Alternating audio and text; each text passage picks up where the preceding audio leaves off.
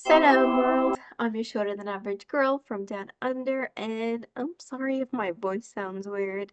I'm not feeling too well, but it's all good. Today we're going to be looking at the third book of the Del Toro Quest series, The City of Rats.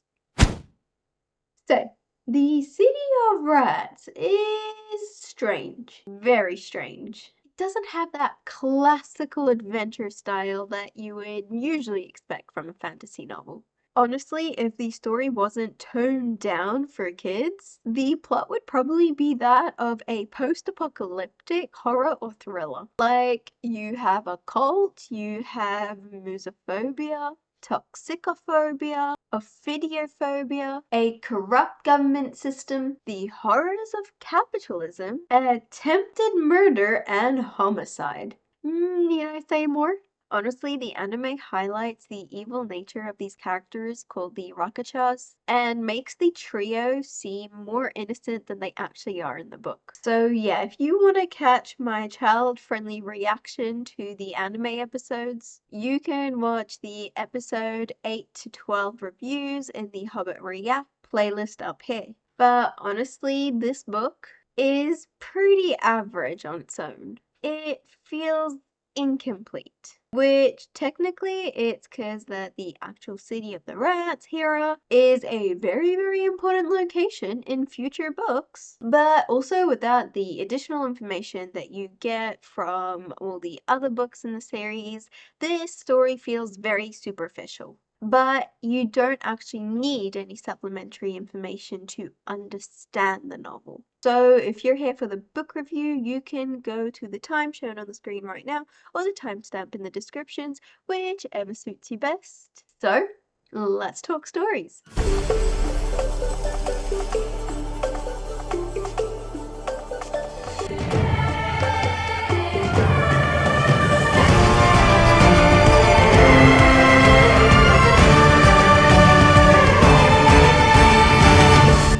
After the trio had a rest in Raladan for a fortnight, they head off to their next location, the City of Rats.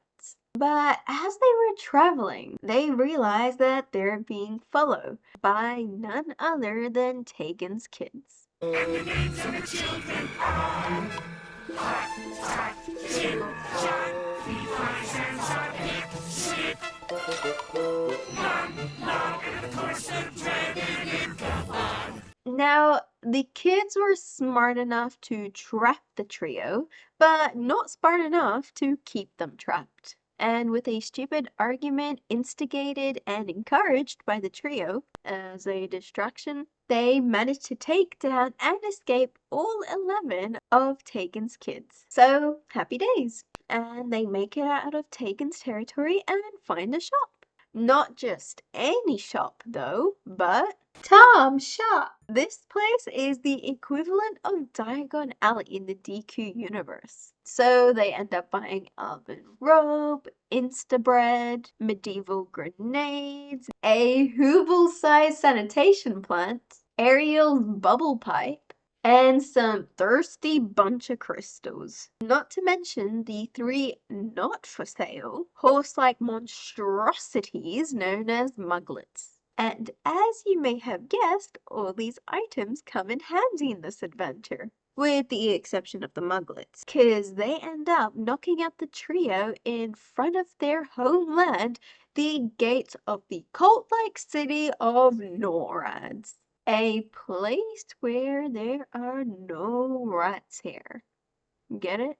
Clean Norads here. Clean Norads here. Clean Norads here. And the Rakachas, rat catchers, are the priest-like rulers who enforce these over-the-top hygiene practices in the city. Or else... Clean Norads here. Clean Norads here. Clean Norads here. So all the people of Norads have been shaved bald, need to perform these cleansing ceremonies before they eat, can only eat food off these really high tables, and only 1/10 of all the food made is actually eaten by the people. The rest of it just gets dumped. And for sure, these people cannot have pets. So imagine what happened when they discovered Philly. There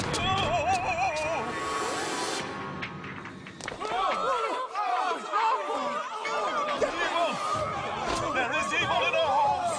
How did this happen? Yeah, not too well. As a consequence of bringing evil into the city of Norads, the trio are condemned to death. But of course, the Rakachas have to seem fair to the people living in the city. So they end up having a trial, which is an absolute sham. And then they imprison our trio, intending to starve them to death. But luckily, Leaf being Leaf, he makes a friend, Tara. And it's Tara who ends up rescuing them from the NORAD's dungeon. And she leads them to a place where they can escape the hole. Now, Tara warns them that no one has actually made it out of the hole alive, except, of course, for the Rakachas. Everyone else who's trying to escape that way ends up being found dead, as if they've been petrified into stone. So, the trio, plus Tara, end up knocking out 4 Rakachas, including the head, Reese. And they end up taking their hazmat suits. And cause Jasmine didn't really fit properly into the one that she took, she ends up taking a few more pieces from Reese's hazmat suit to stuff hers so that she could fit. Then they end up taking Reese as a hostage and push him down the hole before them. Now, the hole is this slimy little tunnel that the trio have to slide down, which then ends at a larger tunnel which has a conveyor belt running through the middle. And so when they're almost there to the second passage, Reese ends up waking up, panicking and slipping away. To silence Reese, Leaf ends up slipping behind him and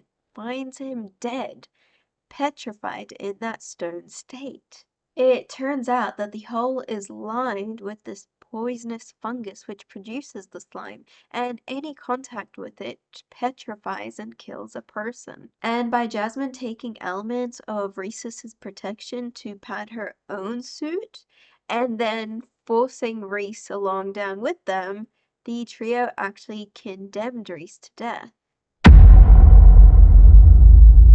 Even if Reese was a bad person and working with the Shadow Lord, as shown by the tattoo at the back of his neck, still, murder ain't right. So it turns out that the Rakachas are actually servants of the Shadow Lord, using the people of Norad to cook the meals for everyone that's living in the palace, aka the Shadow Lord and his servants. So the 90% of food that isn't eaten by the people is actually being sent to Tom's shop where it's picked up by grey guards. But despite being a fence sitter when it comes to his allegiance, Tom actually helps the trio escape. So they find themselves back in the beginning, walking to the city of rats. They find themselves at the edge of the broad river where across the river sits the city of rats.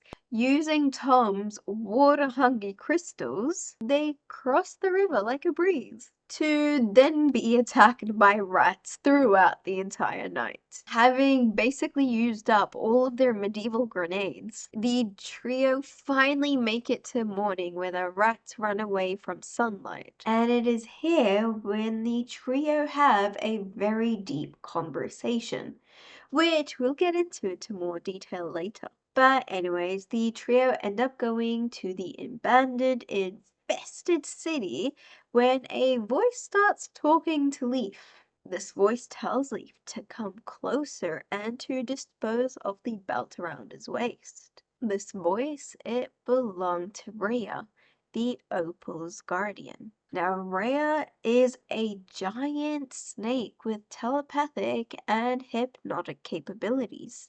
Unlike any of the guardians that we've met so far, Rhea wears the opal on a crown on his head and actually uses its abilities. And so he knew Leaf by name because the opal's ability is to see the future, and he was able to see that Leaf, Barda, and Jasmine would be coming to him to claim the opal. But luckily for Leaf, as he's trying to take off the belt, he touches the topaz, which breaks Rhea's hypnosis over him. Then fight, Jasmine slits Rhea's throat, Leaf falls like from 5 stories, and that's the end of that. JK. Jasmine uses the nectar from the lilies of life to revive Leaf, and they end up getting the opal before escaping the burnt down city. But upon touching the opal, Leaf gets a glimpse of what will happen to him in the future. But that's spoilers, so we'll find that out in the next one. And now it's the end of the book. So again, the anime makes these slight changes here and there, but this time I think it actually impacts the main theme of the book.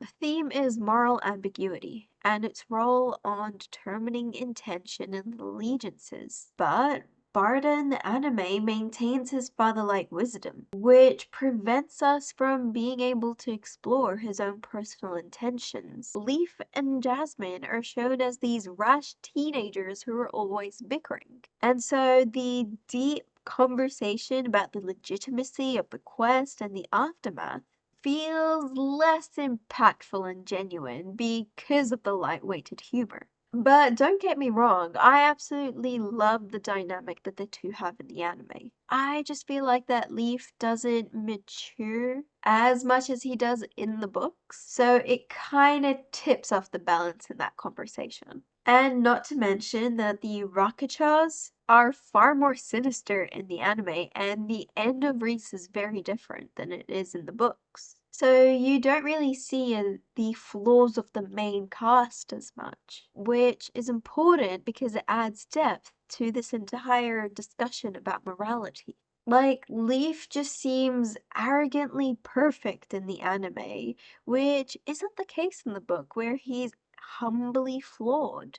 Now, I don't think that Leaf has been arrogant for the entire anime so far, just particularly in this arc where he seems to have this moral superiority about him, which I'm not the biggest fan of. And so in the anime, the discussion about morality that our main trio have is purely restricted to the people they end up meeting in the story. It's still a good discussion by all means. I just think that the books version gives us a lot more about what's in the hearts of our main cast than the anime does. But I'm getting ahead of myself here. Other things that were changed include the final battle with Rhea, which in all honesty confused me. Like, I had no idea what was happening, or whether Rhea ended up dying or not at the end. Like, where in the world did the 3 heads come from? And why did Rhea spaz out when the crown fell off his head? It just didn't make any sense. The City of the Rats is, again, a very different read from the first 2 books. It doesn't take you on an emotional journey like the Lake of Tears does, and it isn't as matter of fact as the Forests of Silence. Plot-wise, this book is pretty quirky, but the lesson that one can extract from it is the most important part of it all.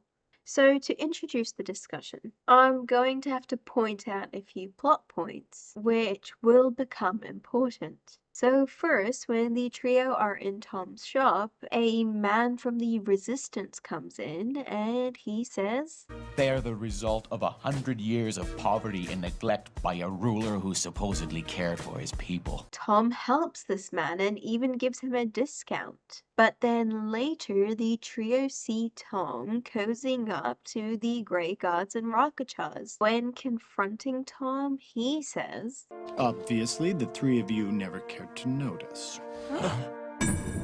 Tom's name looks the same whichever side you're on. It's the same whether you're approached from the west or the east. It's the same whether you are inside his shop or outside it. And Tom himself is exactly like his name. Which kind of makes Lee flip out at Tom. Then in NORAD's, they see the lack of awareness of the people living in the city to the outside world and the measures and extents that they'll go to keep it that way. Because the ignorance of the people allows the Rakshas to continue to serve the Shadow Lord, using the efforts and the work of the people of Norads to do so.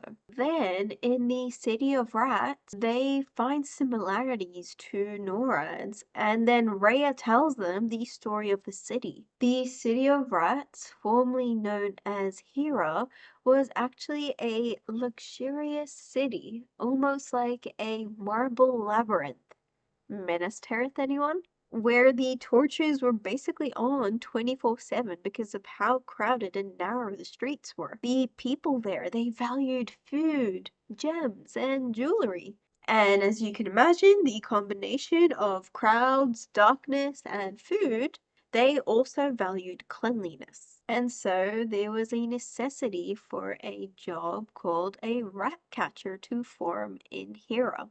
Now, the Shadow Lord had a previous vendetta with this town. Outside the city walls is actually the location of his fight with Arden, and thus he sent 9 of his servants to pose as rat catchers, but ordered them to breed rats instead. In exchange, these rat catchers were given immortality by the Shadow Lord. And just for their own entertainment, these 9 rat catchers end up finding a poor teeny snake, which, if anyone else had found them, would have probably killed the snake. But they decide to take that snake on as a pet, feeding it a few mouse and making it grow and grow bigger. Eventually, the rats were out of control and they were bringing plague to Hera. After the royal family had gone and most of the population were out because of sickness, the people turned to these rat catchers for some advice and guidance. And at this point, their pet snake was getting a bit too big to hide. So the rat catchers led the remaining people of Hera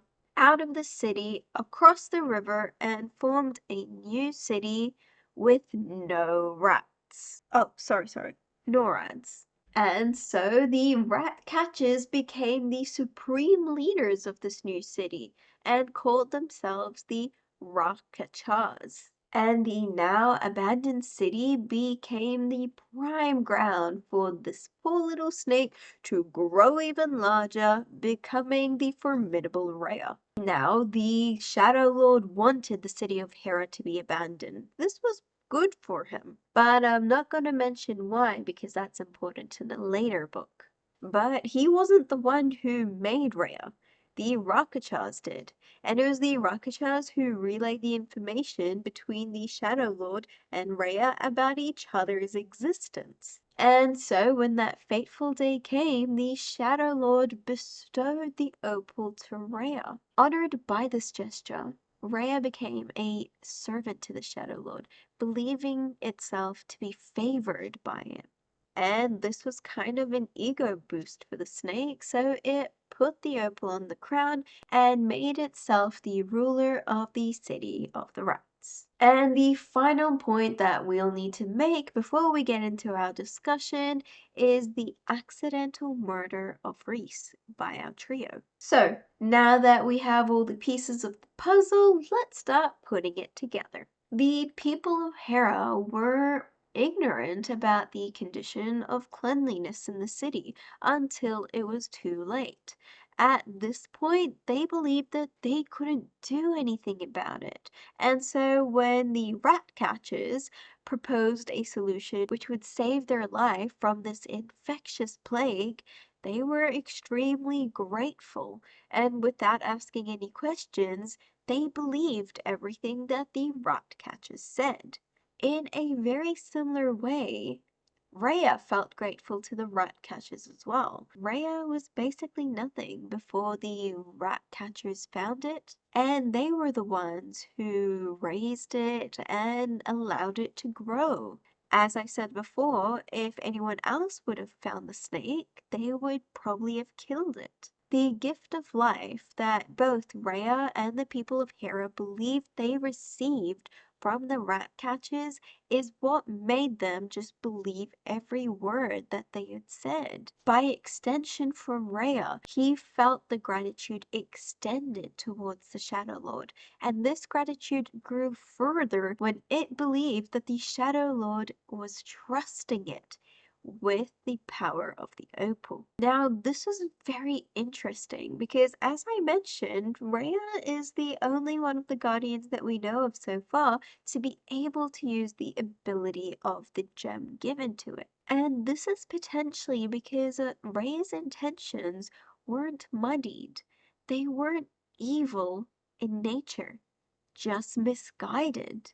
I mean, if we look at things from Ray's perspective, these people saved its life, and they're saying that they get all their power and capability from their master. So, if they have been so good to me, surely their master is. And then this is proven right when the master bestows an honor upon you. I mean, how could Rhea see it any other way? Yes, the rats were inflicting pain on the people of Hera, but why should Rhea care? If any other person from Hera had found it, they would have killed the snake. If we go back to the people living in NORADs, they had no idea that all the food that they were cooking was actually being served up to the Shadow Lord and his servants. They had no idea that they themselves were helping the expansion of evil. Yet, their ignorance meant that that's what they were doing. And for anyone who tried to resist, they were whipped into shape, quite literally, or scared into submission. And so it raises the question, are the people of NORAD actually evil, or are their actions simply evil? In both situations, Rhea and the people of NORAD had no idea what they were doing is bad, or at least in their closed mind. From our perspective, as the readers who know the full picture, we can see that what Rhea is doing is pure evil and that the people of Norad are actually complicit in helping the Shadow Lord. But are we allowed to equate the two equally? Well, it comes back to intention. Our protagonists seem to believe that the people of Norads were innocent.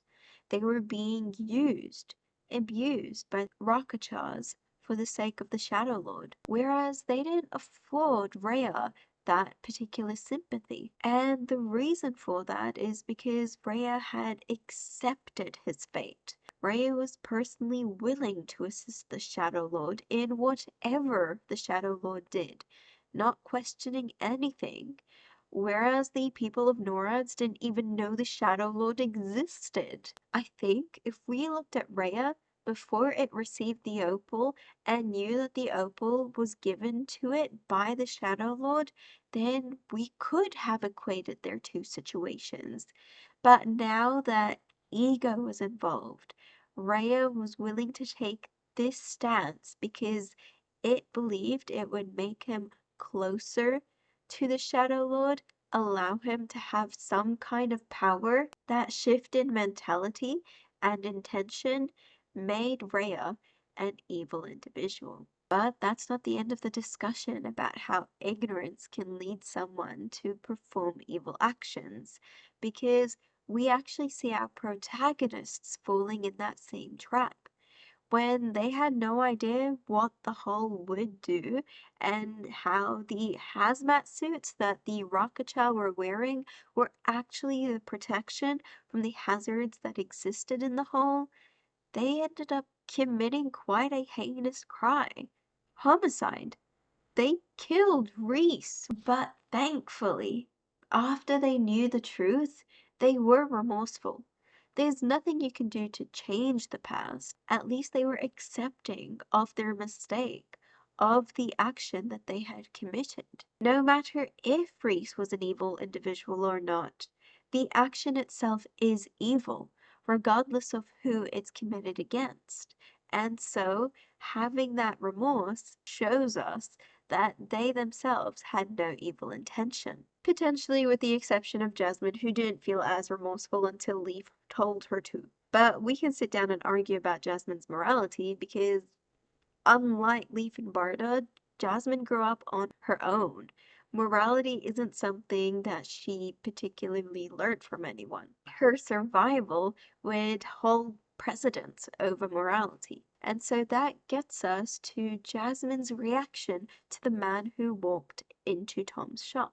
She started to question why in the world were they going to re-establish a monarchy that had indeed ignored the people for so many years. We also find Jasmine siding with Tom when it came to him being friendly to both the Resistance and the Grey Gods. Growing up in the forest, all she knows is animal instincts.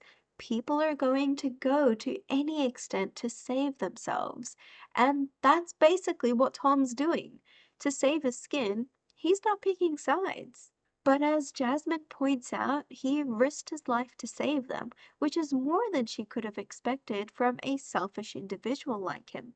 These two scenes had a profound effect on Jasmine, and so when it came to discussing what will actually happen once they've collected all the gems, Jasmine stated the truth. She didn't want another king on the throne. She didn't believe in the monarchy. Now, for Barda, someone who had lived in the palace his entire life and had sworn his allegiance to the crown, this was heresy. He wasn't going to allow Jasmine to speak that way. But Leaf, someone who grew up in Dell and had lost faith in the monarchy, he was in the middle. And so a very interesting discussion unfolds about what they wanted at the end of the quest. Why was it so important for them to collect all these gems? Well, that spell that Arden had cast after he had united all the gems was the only thing which made the Shadow Lord leave Deltora in the first place, and the only thing which allowed him to stay at bay. They required that spell. And the only way that spell was going to be cast was by someone in Arden's bloodline. They needed the heir to the throne. It doesn't mean they had to keep him on the throne, but they needed him for now. Their intentions from the quest may be different, but their goals were the same. And that's why they were going to stick it out together, no matter what the hiccups are. Now, the reason why this discussion was so interesting is because it gave us insight about what each of these characters had in mind for the freedom of Deltora and what led to their decision. Jasmine, someone who had been so removed from civilization, had the instinctual reaction for freedom, something that she had possessed all her life. Barda, someone who respected the monarchy, wanted to re-establish it because he truly believed in it. And Leaf, he was someone who wanted to see his generation in a better place. So it's important for us just to make a quick note about the difference between goal and intention. A goal is something specific. It's measurable, it's objective, and it's a plan for action. Whereas an intention is the purpose behind the goal, the motivation behind the actions that we have. The information that each of them sourced were different. And so when this new information came to light, from this man of the resistance, from Tom, and from NORAD's, it made them all think, potentially change their perspective on things. And so what this highlights is how important awareness and information is for making intentions and goal setting. Someone who follows something blindly, thinking that this is the right thing because a figurehead said so, may not be working for the right cause, certainly not for a moral cause. because morality must come from oneself and isn't assigned by any form of authority. Rules are assigned by authority, and we would hope that all rules are made due to a moral concept. But as we can see by the state of the world, that's not necessarily true, because morals are different based on intentions, what each culture values, and the position of ego in oneself. And so, the most important concept that the City of the Rats introduces as a book is that of ignorance and its consequences. This book actually does a really good job in showing us an important ethical concept of how ignorance is considered a moral sin, even though being ignorant in itself isn't harming anyone. It's because any actions which are based on an ignorant thought can lead to harm, intentionally or more dangerously, unintentionally. Now, this particular theme, the one of how intentions look different in all the different people that want to free Deltora, is going to be a very recurring theme from the books from now on, especially when the resistance becomes a more prevalent presence in each of the stories coming forward. So that is why this particular book is super important, because it introduces a concept which is going to be coming up more and more frequently in the next few installments. So this particular book, it's alright.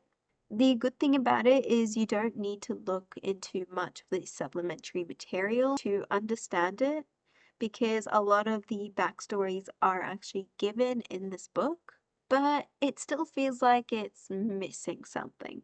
And to be honest, it will continue to feel like it's missing something until the end of the Delta Quest series. So there's nothing that you really can do about it. Further, the moral ambiguity may make it a more difficult read for kids, and I actually think the anime handles this a lot better, because they shift the focus away from this ambiguity and more towards the sins of the people of Norads and Tom. So I think it becomes easier for a younger audience to digest. I definitely like the first two books better than this one, but that's by no means saying that this is a worse story. It's just different. And with an adult's lens, it's a lot more horrific when you read into it. But it introduces themes that are going to be necessary moving forward. So you really can't skip this one if you wanted to.